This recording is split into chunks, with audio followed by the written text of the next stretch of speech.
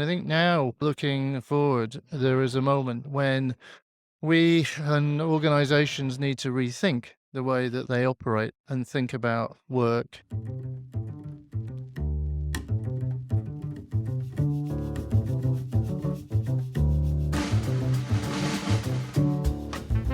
Welcome to Connected FM, a podcast connecting you to the latest insights, tools, and resources to help you succeed in facility management. This podcast is brought to you by IFMA, the leading professional association for facility managers. If you're ready to grow your network and advance in your career, go to ifma.org to get started.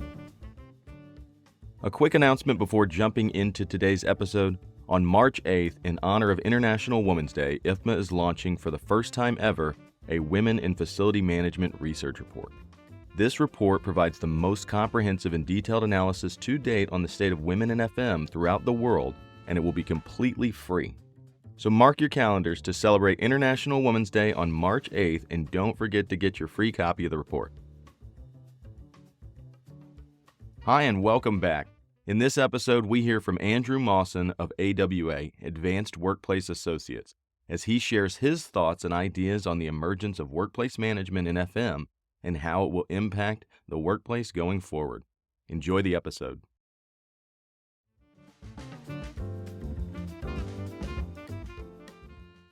Hi, my name's Andrew Mawson. I'm one of the founders of a company in the UK called AWA, Advanced Workplace Associates. We help organizations transition to new models of working and workplace. And we've been doing it since 1992, which means we're 30 this year. The topic I want to talk about today is the emergence of a new discipline called workplace management and how that plays into the overall world of work and workplace. It's been a pretty challenging 2.5-year period for most people around the world. The pandemic brought with it a lot of sadness and a challenge for many people, and I'm sure it's something we're going to be remembering for an awful long time. But during that period, people learned, I think, to work away from their traditional offices. They became much more comfortable with technology in a way that maybe they hadn't before. People had sometimes they experienced their first time with things like Zoom and Teams and instant messaging and sharing files, sharing folders, all those sorts of things. So a lot of people learned some new tricks. I think also a lot of people began to realize that actually there might be a different way that they could live their lives and work and build accommodation that was more suited to what they were looking for. And I think now, looking forward, there is a moment when we and organizations need to rethink the way that they operate and think about work. I think in parallel with what went on during the pandemic, many people left the workforce. I think many people made new choices. A lot of people, baby boomers, maybe retired, realizing that maybe they had enough money to do the things they needed to do. And so at the same time, I think many organizations found it difficult to recruit. And all of a sudden, the employee seemed to have an increased amount of power in the relationship with their employers. And this, I think, is quite an interesting evolution. I think in the past, most employers have felt that they had the hand in the relationship with their employees, commanding them to do things, maybe being more directive. And maybe the employees were feeling a little bit less bold and able to challenge. But I think that world is changing because the supply and demand of labor, particularly in the knowledge industries, I think has changed quite dramatically. So you got these several things going on all at the same time, coupled with, of course, we now find ourselves in a challenging economic period with high costs, high inflation, and all that sort of stuff. So it's a period of turmoil and a period in which I think many people have reflected on how they operate their lives. And maybe some people have made new choices. They've moved away. They've decided they don't want to be quite so much in the rat race anymore. And they maybe got a rebalance on some of the values they have. What does this mean to the world of workplace and FM? It seems to me that all of a sudden, organizations are having to really work very hard to make sure that the experience that they give to their people is the best experience they can give. And in a sense, the workplace experience is something I think that is now regarded by many organizations as something that can be the source of some competitive advantage in recruiting the right people, the best talent to work in your organization. And what do I mean by workplace experience? Well, it's interesting. It's something we've been working with for a long time. And for me, a workplace experience is a kind of a minute by minute, second by second, multi-sensory immersion, if you like, that supports the nature of work that people are involved in, but also affords them some opportunity to live their lives in an effective way. Picking the bits out of that is continuous, it's second by second, it's sense by sense. The way a workplace smells, the way it sounds, the messages it gives off. We have all those things today.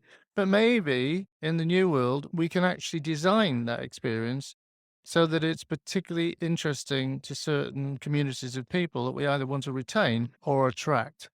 And of course, the other thing about an experience, a workplace experience, is that many people contribute to it. If you think about all the touch points that an individual has between the moment they actually become an employee all the way through to when they leave the organization, they start off, their interface is probably through the online portal or a headhunter or whatever.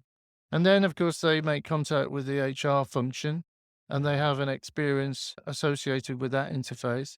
And then maybe when they've done that, they come through, they have an induction, they meet maybe people from different departments. Maybe they, on their daily visits to the workplace, they'll come in and they'll go through reception. They'll experience the environment in many different ways. They'll go through a lift, up through a lift to a place where they work. The environment, the colors, the noise, the sound, the temperature, the air quality, all of those things are going to leave an imprint on them. And as they go through their days, they'll experience different cafe areas, restaurants, gymnasium. The experience they have with their colleagues will also be part of that experience, and their manager. And ultimately, when they leave the organization, if in the end they decide to, there'll be an experience associated with their departure. Now, of course, many people play a part in the totality of this experience. So designing the experience needs to involve people, and it needs to be associated with a particular sets of objectives. And of course, not every employee is the same. So we have to think quite deeply about how we segment our audience, first of all, and by segment, determine the clusters of people that we want actually to recruit and retain. And we need to be thinking a lot about what those people's lives entail. And we need to be thinking about how we can construct an experience such that that employee, that prospective employee, feels that they are going to get something more out of this experience than we're going to get from an organization that maybe competes with them, with youthful labor. So it's quite an interesting marketing orientated approach, I think, that we're advocating. But fundamentally, we're thinking about the workplace experience as a source of competitive advantage in recruiting and retaining the best talent in the market. We've got to be pretty sophisticated about how we go about doing that. Now, so that's where I think this is all going to go. But the issue is, first of all, we need the skills on board to be able to do that design of the experience. And maybe that's something that you can do internally, but you need somebody who's able to cross all the organizational boundaries in order to get all of the various different parties involved in, first of all, researching and then designing that experience. And you need somebody who is both respected and capable of gluing all of the various different bits of the experience together. And creating an experience, designing an experience is just the first part. Second part is, how do you deliver it consistently, day in, day out? It will come rain or shine, regardless of what the weather's doing or what the current sort of economics of the organization are. And that's quite another challenge. So having designed our experience every moment, every second, and thought through how does that land with the individual? How does it land? What's the emotional response? What's the functional need that each moment of that experience delivers? Question is then, how do we then, and at the moment, if you look at the way that we deliver services in organizations, as I mentioned before, there's lots of different people. There are even lots of different organizations, some even outsourced organizations that are involved in the delivery of this. So question is then, how do we get all of those different departments and suppliers on the same page to deliver this experience against a brief, a workplace experience brief that we create. And that requires quite a lot of deep thought. That thought, and it's interesting thing is that we've been working on this for some time. And back in about 2014, I and a number of people in the UK put together a working party, which was really about thinking about what does the future of the workplace and its management look like. And from it, we created a document called the Workplace Management Framework, which is available free on the IFMA website. And this document describes how you might want to organize in order to be able to deliver on this workplace experience model. And yet, what it basically says is you've got to really rethink it, the whole way you go about delivering experiences. That you've got to make sure that you have all the resources in place. You sort of think about the capacity that you have across your organization in terms of space, resources, consumables, whatever. You've got to put in place a whole new range of things that enable that experience to be delivered consistently on an ongoing basis, and also to be improved and for its effectiveness to be monitored. So this is the world of what we're calling workplace management, which really builds on the roles that HR, real estate, facilities, and I are involved in. And of course, each one of those individual operations has got lots of sub organizations in them as well. So it's no mean feat to line everybody up so that they deliver a workplace experience which is competitive every day, forever. So it's a new way of thinking about things. It's a new discipline. And it's a discipline that we've been teaching on the workplace strategy and leadership program that we've been working with IFMA on and the workplace evolutionaries on over the last 2 years or so. And it's a moment really for upskilling and thinking about the whole workplace experience idea in a more strategic context. I think it's something that many people, and we've had something like 75 people through the program now, are beginning to find very valuable, particularly in the new world of hybrid working and the transition and the ability to move. In fact, I'd go further to say that I think it's going to spawn a new discipline, a new role. And we've talked about this role. It's a kind of coordination role, really. And we've talked about it as being the chief workplace officer. Other people have talked about it being the workplace experience director. But fundamentally, it's somebody who takes responsibility for coordinating all the resources that need to be coordinated in order to, first of all, design a workplace experience that is going to do what it needs to do in order to get you the best resources and maintain those resources and keep those resources fully operational and energized and motivated. And then actually from there is coordinating all the activities and measuring their effectiveness on an ongoing basis across all the different silos and disciplines that are involved in that process. Now, it's quite a big job, really, if you think about it, because it has to be liaising with the senior leadership community to try to understand what is the business doing, where is it going, what kind of infrastructure do we need to support this experience.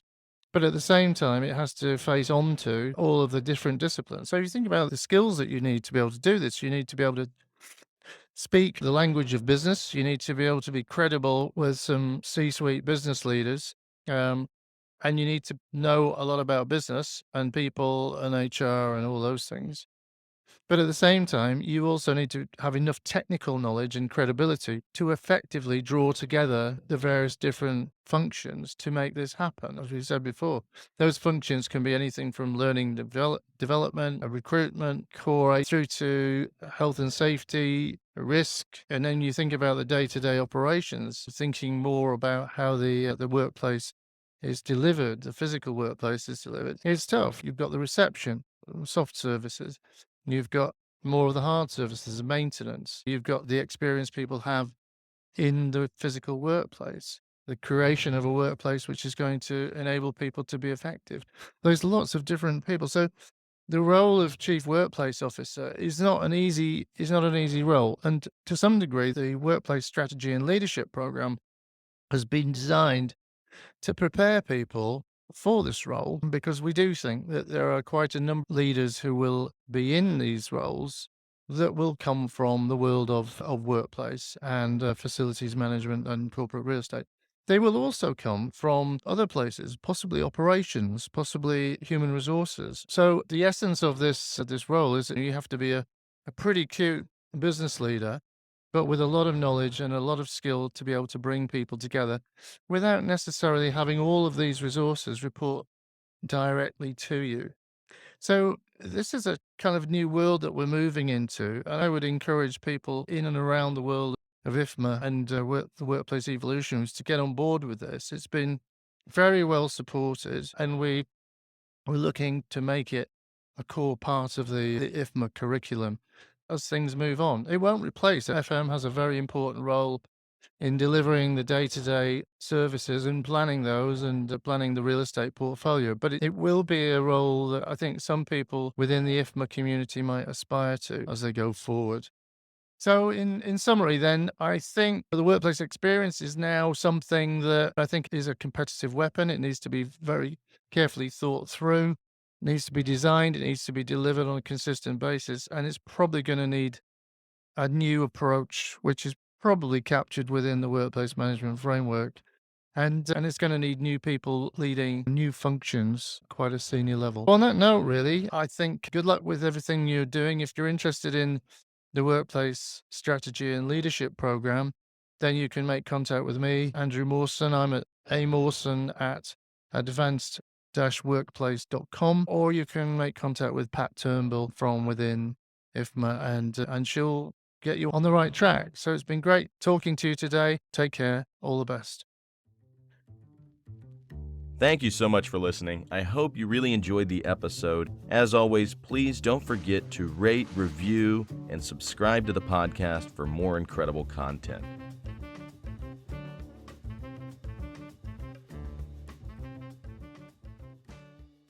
Connected FM is a production of the International Facility Management Association. If you want more great content, be sure to check out our YouTube channel, youtube.com/IFMA Global.